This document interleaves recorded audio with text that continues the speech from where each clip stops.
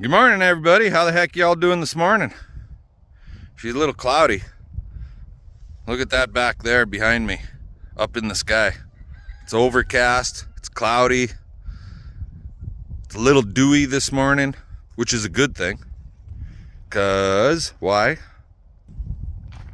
Let's pan, scroll. Boop.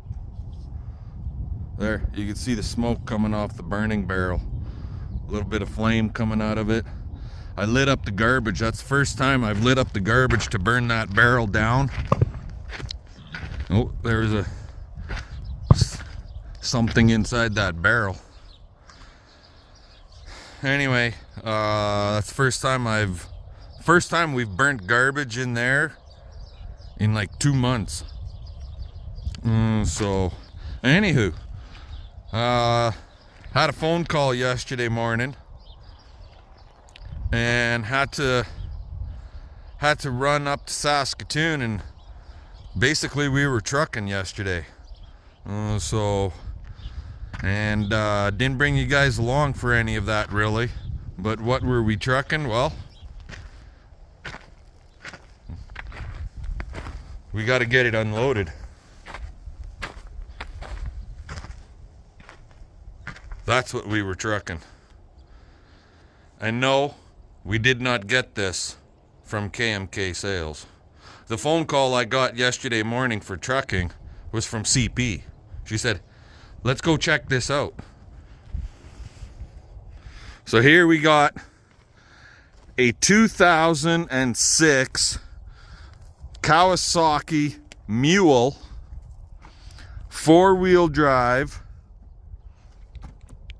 with a diff lock, roll bar cage, little 3x4 roughly foot box for hauling stuff around. It's got a little tailgate here.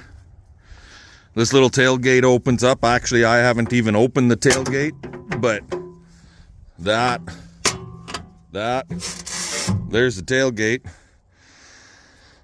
So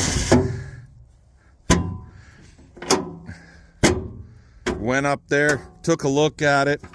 This thing has only got 125 hours on it. I don't believe it even has how many kilometers. It's just got an hour meter. Yeah, there's no mileage now, mile per hour gauge on it or nothing like that. It's just got a hour meter, so you can see it right here. Those are original hours, guys. It's virtually like new, this thing. It really has not been used at all. So yeah, pull that. This opens up for another compartment down here. Oh, look, old antique truck calendar from 2009. But the motor for this little guy is under the back end, actually. I don't know if those are closed or not. Nope. The seat's gonna be wet, guaranteed.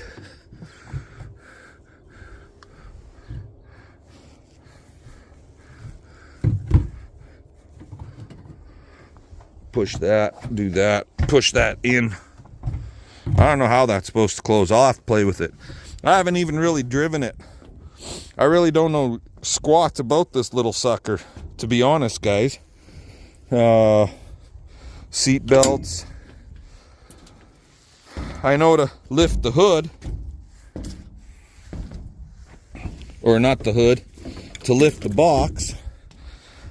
We lift this seat like this, flip this lever down here, go like that, and the box lifts up, right? Like so. Motor's down there. Right now I can't lift the box all the way because this other box of stuff is in the road. That box of stuff down there in here. So the feller we got this from, Barry, he was basically he's in a wheelchair, basically. Either a wheelchair for around his house or a scooter.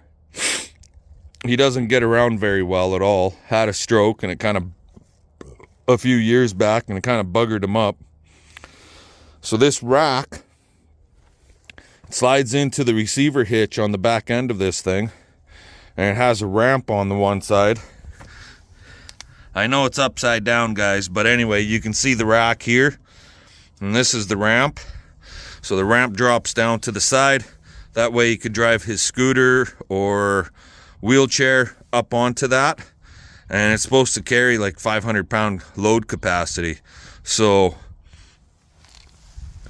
CP thought that would be handy at times, especially if one of us ends up in a bad accident and ends up in a scooter or wheelchair. How's that sound? So, but yeah, we got to get this sucker unloaded.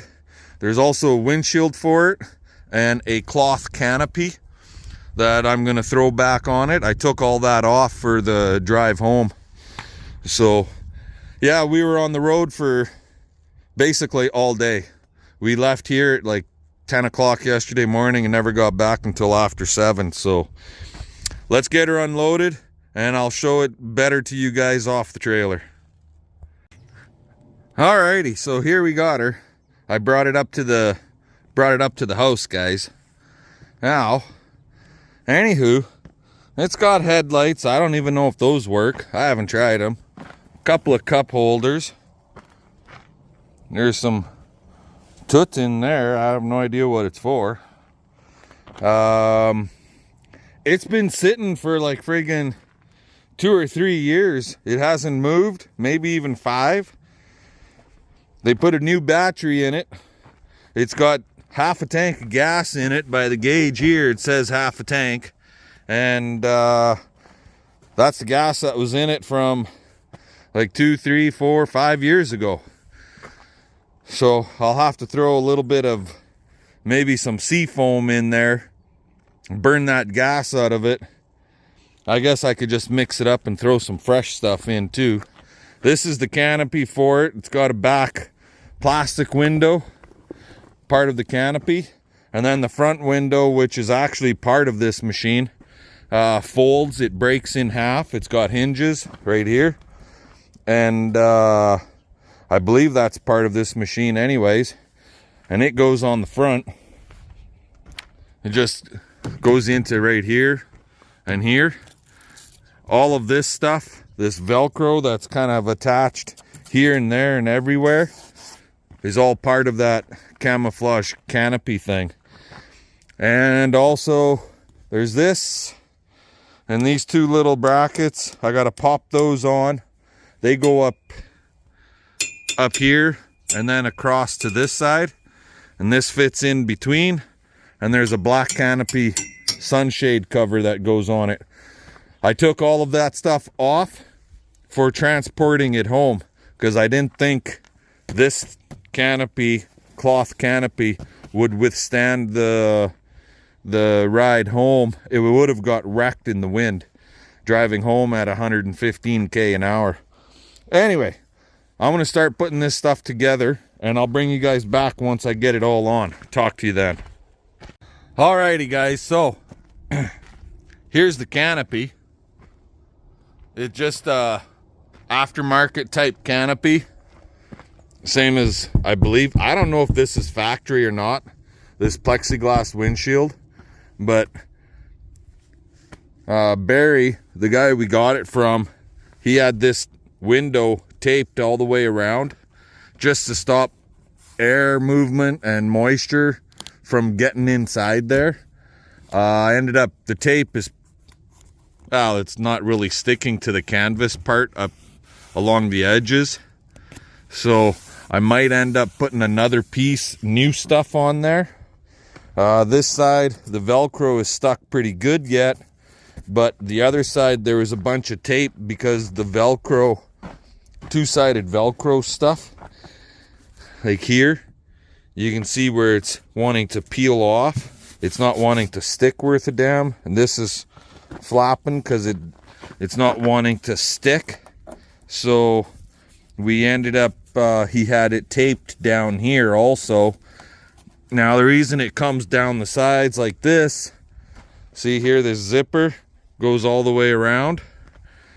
That's for these things here. These are zip on, zip off doors, which I suppose would be handy as all heck, except they could be a pain in the royal, you know what. Like with the zippers, this Canopy doesn't allow a spot for your strap on the back roll bar here to come around. You have to go over top the zipper. So if you've got your door on, you can't, you got to leave that off there and there. I don't know if that's good or bad, but that's the way it's made, right? But hey, it's a Canopy. It's got a windshield. Better than nothing at all, right? So I believe factory type stuff for this thing. I don't know if factory has a window for it. I really don't know nothing much about these darn things, right? But we got the Canopy on at least. There's the light switch.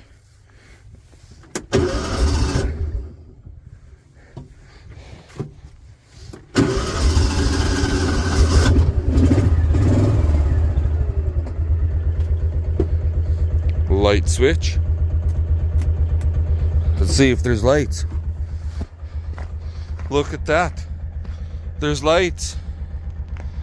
There is no winch on the front end of this little guy.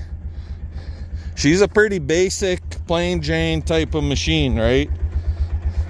And even the backlight is working. See there? So,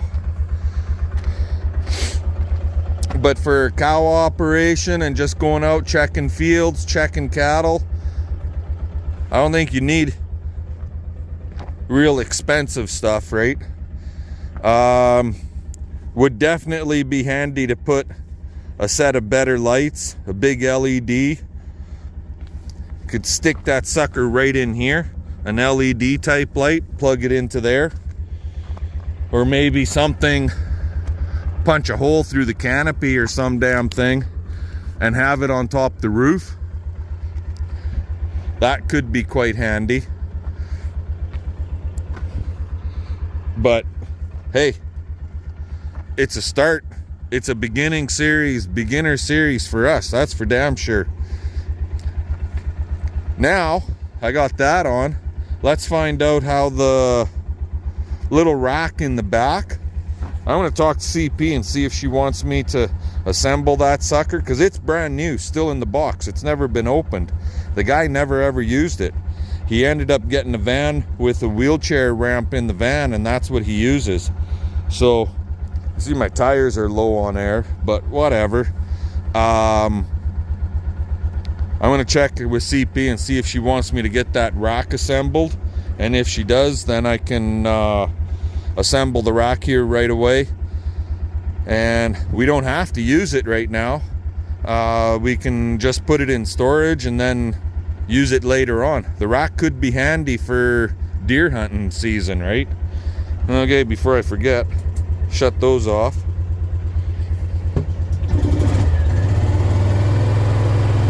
Old gas, guys, so we're gonna have to burn that off.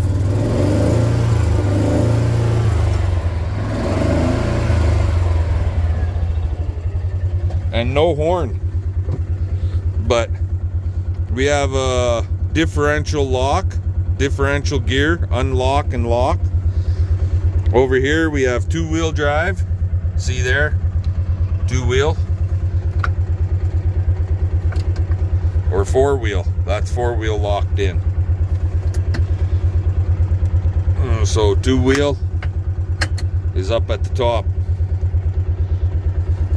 We have a 12 volt, like a cigarette lighter type thing. And choke, oil temp. Not sure what this Oil temp, not sure what this button is here, but anyway, I'm gonna let you guys go. We'll talk to you later. Alrighty guys, well, there it is. That's your wheelchair rack that goes on the back end, and it would work great, except on this particular machine, after I got it all assembled here, the hitch is not a standard receiver. I'll have to see about changing that out, because yeah, it's kind of like a drop pin style, so I can't use this on there.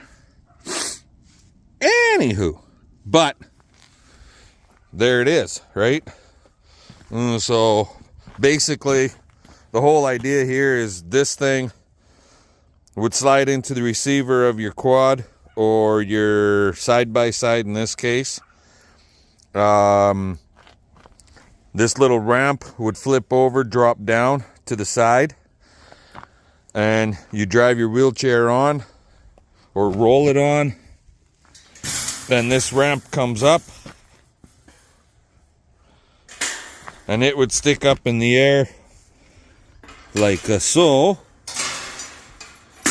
And then to hold it in place, we have these pins. There we go. And then when you're all in transport, it goes like that. Pretty basic, really, right? And then when you don't have anything on here, you can actually take it and lay it right down like that. Seems to be all right that way too. Guess you won't have it like that if you got a wheelchair in there, but I got two little reflector lights, red reflectors, these little guys. I'm gonna put those on. They would go one right there, another one right over there, and I can see where this thing would probably work for dragging a deer up on it. You know, if CP's by herself and she gets a big old bucky and she can't get it into that with the ramp down, she can maybe drag his ass onto this rack, or she'll just phone me and say come and get me with the tractor, which works too. Anyway, I'm gonna get these reflectors on and we'll see what happens after that. Well, there it is again, all decked out, and she's cleaning garbage. Don't look so impressed. That's a girl, that's my babe, smile. Now I'm waiting for the finger. But it took like 10 pails. It'll hold 10 5-gallon pails of grain in the box of that thing, so I guess it'll be handy.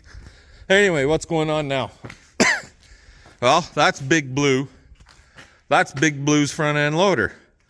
This front end loader is an 845 TL, and all we've done with this loader this year was load, what, 20 loads of cattle shit, and then used it to haul all the bales home. And wouldn't you guess, this pin right here broke right in the middle of it, practically on the inside. So I got the one half completely out, the other half I got out. I'm waiting for Mazer Group to get back to me. It's like 5 minutes after 5 to see if they have a pin. Son of a whore. Like, geez, really? It's not that big of a fix, really. It's just, I need the friggin' pin. I thought the pins out of the McCormick, because it's virtually the same style of loader as the McCormick. This is an Allo Quickie loader. They just put New Holland on it. But that Allo quickie loader on that old burnt up McCormick, it's got bigger pins in it. How do I know? Because remember, we went and replaced a bunch of them. These are all bigger than what is in there. This is the other half. Look at that. There's quite a difference. See that? There's quite a difference in size, guys. This is like a inch and a eighth thickness. I didn't measure it. That's only 1 inch. Like, why would you put a 1 inch pin on a front end loader that goes on a tractor that's basically 150 horsepower, right? It just doesn't make no goddamn sense. Anyways, this is what we've got, so this is what we got to deal with. We got to replace that friggin' pin. So I also found on the grapple, I got to get in here, and I don't know if it's the fitting. Ooh, we got an oil leak. And something's telling me it's the fitting right here. It's not the way it's threaded on. It's the actual fitting. Something tells me that it's the fitting itself. Bastard. You just can't win. Brand new tractor leaking oil like a friggin' whore. Something tells me they didn't friggin' replace this goddamn line. But I noticed that a couple days ago, and it's off warranty, so it's on me now. And this seal started leaking when we were doing cow shit. Fun, fun, fun.